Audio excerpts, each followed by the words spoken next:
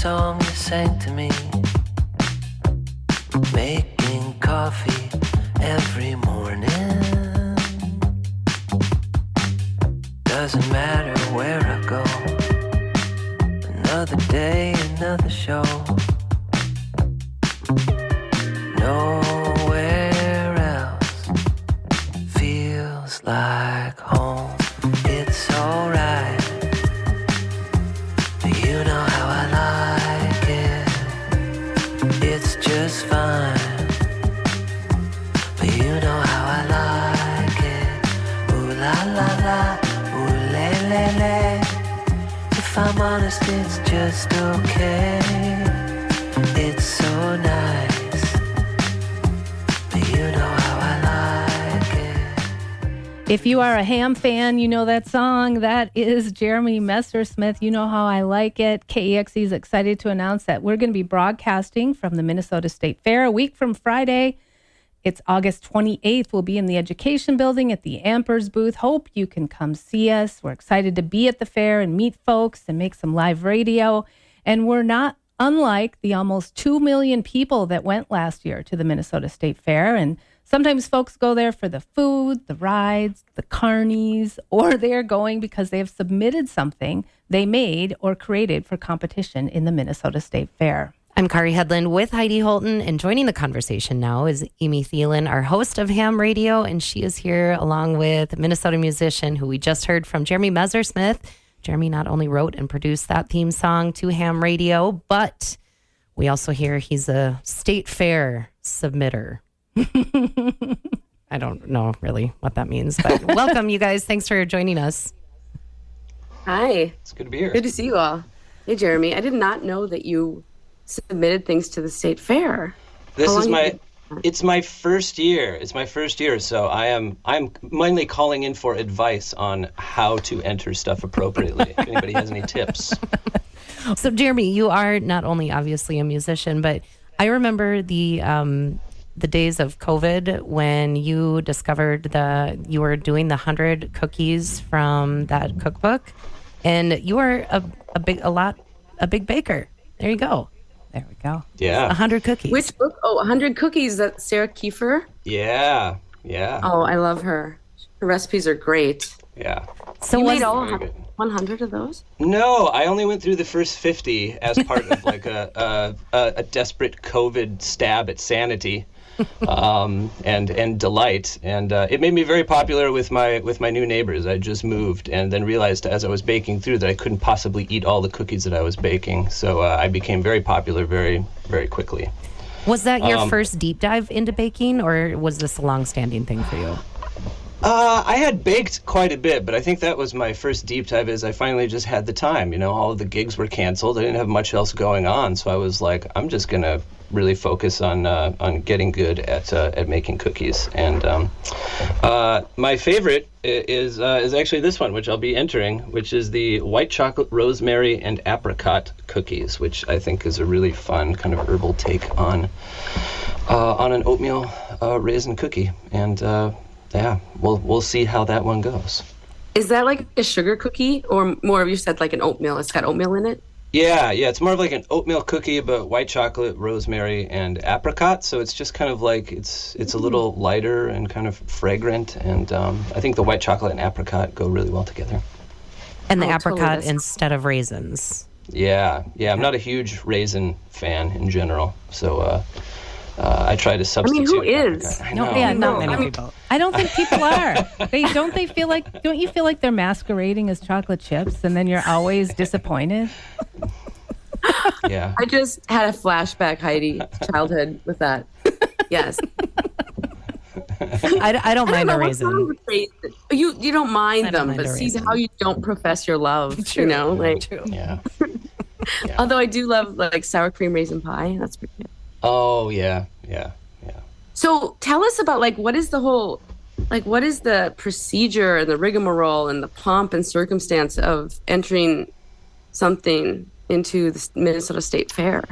Well, I'm really here for just like a taste of glory, and I'm after that ribbon, which if it's not this year, I just want to eventually get it some year, and then I can, kind of go on with my life. But the first thing was I had to read through a gigantic document which had a bunch of, to me, seemingly bizarre categories for baked goods, and then suss out what categories I needed to enter mine in. And then this Saturday is the day that we all line up and go drop off our stuff at the fairgrounds. Okay, we have to hear about some of those categories. Well, the two categories that I'm entering are 1055, which is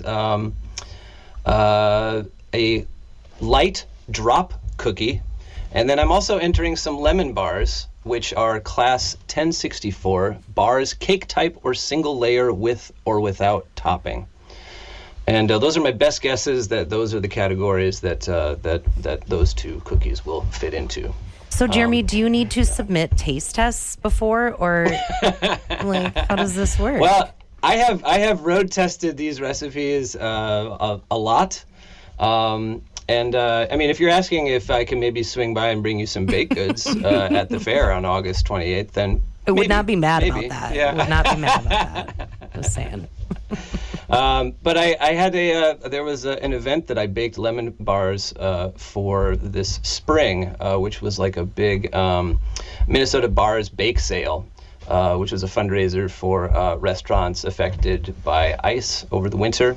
And in prep for that, I probably made about a dozen different batches of lemon bars and just tested recipes, mostly just to find, they were all delicious, but it was mostly just to find what I liked in a lemon bar and what was my favorite. And then, so from there on, that's what I'm going to make for the State Fair this weekend.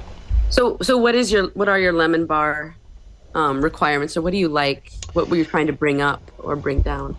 Yeah, I like it real tart, and I like a maximum amount of curd. And I made a lot of mistakes because I don't really know what. Again, I'm not a professional. I've not worked in a bakery or anything.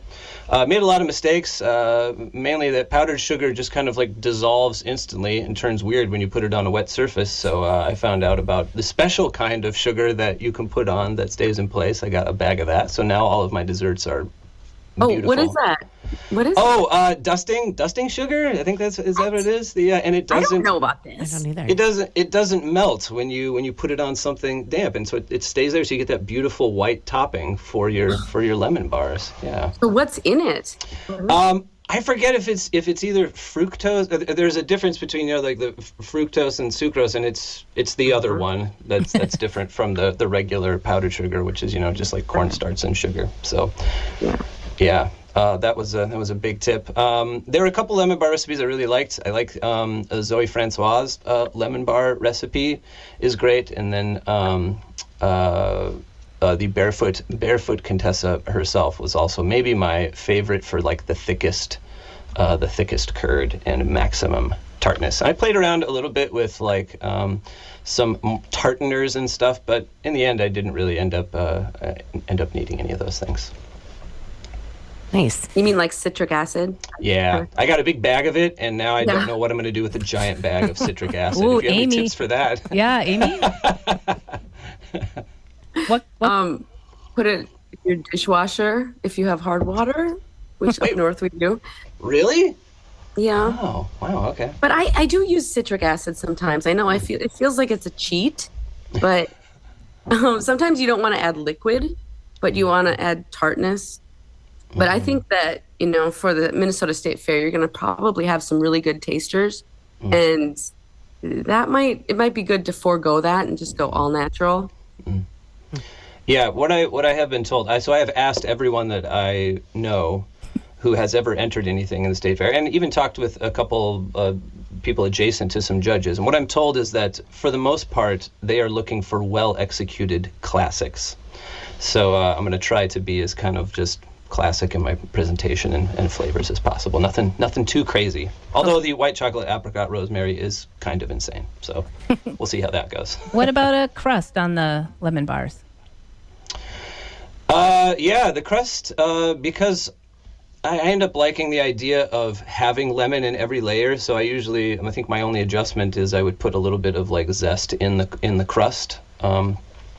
But it's pretty basic, just butter, sugar, and then I try to get it really smooth with like saran wrap, so I don't have like the little lumps in it, and I'll kind of try to do that. I sometimes will put like a lip around the edges to hold the curd in a little bit more, but for the state fair I'll only be entering kind of like my most symmetrical middle 4 pieces of the bars anyway. So I may not worry about that. So for the tasting, you're dropping off this weekend. The fair starts the following week. So do these baked goods sit there for, do you know when the tasting happens? And then how is it displayed? Is it the old, I don't really know, to be honest. I had someone tell me that there are so many more options that not everything even really gets judged. But that may not be true. But they just have so many baked goods that no one could possibly kind of taste through them. So they may take a selection of them if they look good and try it. I think it's you can start. I think they start at like 9:30 or something. You have to be in line by maybe 1 or 2, or you will be turned away. From what I understand, the line itself to submit your baked goods is kind of a party. So I'm planning on bringing extras. So maybe people, I'm really hoping that I can swap baked goods with people in the line. Is my sincere hope. You could entertain them. You could bring your ukulele or a guitar. I'm sure they would all want that. Yeah, I'm sure. It's the guy with the ukulele and the lemon bar. That's the first thing on my list. A guy with a ukulele, sign me up. Yeah. Heidi will be there. Yeah. Yeah. I would love it. I would be the super fan, of course. Amy, we had a little conversation about whether or not Amy Thielen had ever entered anything into a county fair or a state fair. Now it sounds like no to the state fair so far. What about I never have. No. Oh. But my grandma did. Okay. I don't know why I never have. I haven't. I guess I go most years, but I'm 4 hours away, and I'm thinking probably about how am I going to get that freshly baked and down to St. Paul in time. I'm also, Kari, I also think that like at the end of the fair, I'm like, ooh, some of these cookies are like, that's like. Or pies? That's a long time. Yeah. So, but they do judge them ahead. Yeah. I just, what you're describing, Jeremy, as process is so much like developing recipes for a cookbook. It's identical. Yeah. Jeremy Messersmith cookbook. It's that's what it is, though. It's just like kind of dialing in on one little thing.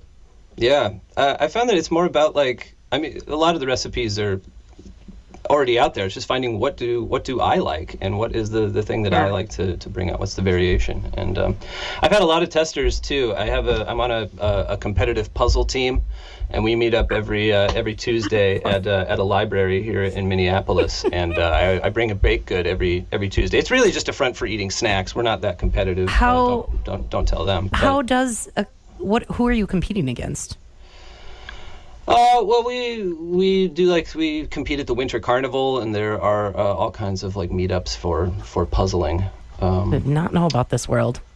Yeah, lots of breweries will have a competitive puzzle night. Everybody gets the same puzzle, and you open it up at the same time, and then you see who can complete it first. But my teammates have eaten a lot of my baked goods, and also a bunch of librarians at this point, and they will often offer some very great feedback. And so and we're also a little competitive. There are other bakers on the team as well, so there's a bit of a healthy baking rivalry, and that's the ecosystem that I kind of live in that has spurred some of this. Sounds like a soap opera. Oh, yeah. It's really just an excuse to sit around and gossip and do puzzles and eat snacks. It's a try good Karen's cookies this week? Ooh, boy.